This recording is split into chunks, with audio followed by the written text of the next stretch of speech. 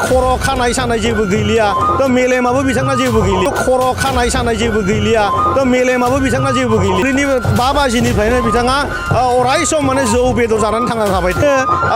बिथाङा आं आगोलावनो बहुत बार टाइम बुंबाय बिथाङा आसलते मोनाबिलिनि 5 बाजिनिफ्रायनो बिथाङा अराय सम माने जौ बेदर जानानै थांना थाबाय थायो आरो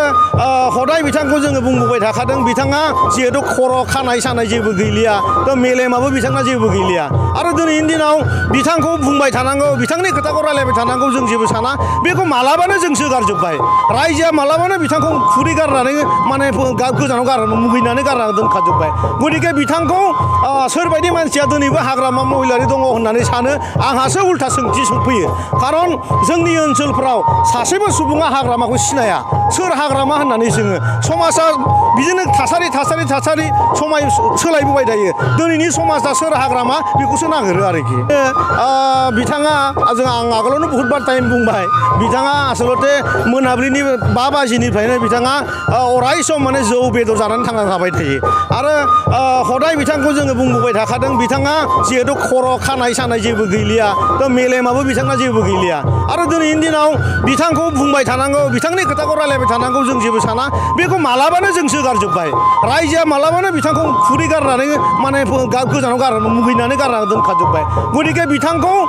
सोरबायदि मानसिया दिनैबो हाग्रामा महिलारि दङ होननानै सानो आंहासो उल्था सोंथि सफैयो खारन जोंनि ओनसोलफ्राव सासेबो सुबुङा हाग्रामाखौ सिनाया सोर हाग्रामा होननानै जोङो समाजा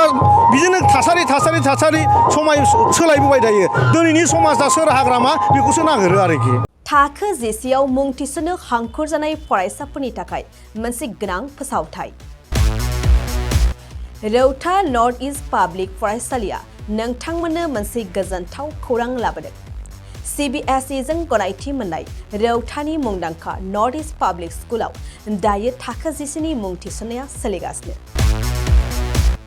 साइन्स आरो आर्ट्स मोन्नैबो स्ट्रिमनि थाखाय रौतानि नर्थ इस्ट पाब्लिक स्कुलाव मुं थिसननाया सोलिगासिनो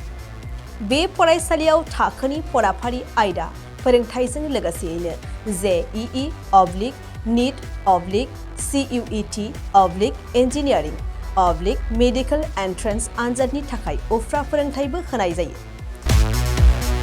बे फरायसालियाव बिजाब बाख्रि फरायसाफोरनि थाखाय हस्टेल आरो गेलेनाय मोसानाय बायदि बायदि केरिकुलार एक्टिभिटिसनि सुबिदा दं गोसो गुदुं फरायसाफोरा दिनैनो दानो नैबे मबाइल नम्बर 8638605769 नङाब्ला 9435184298 आव थोंजों सोलोंनो हागोन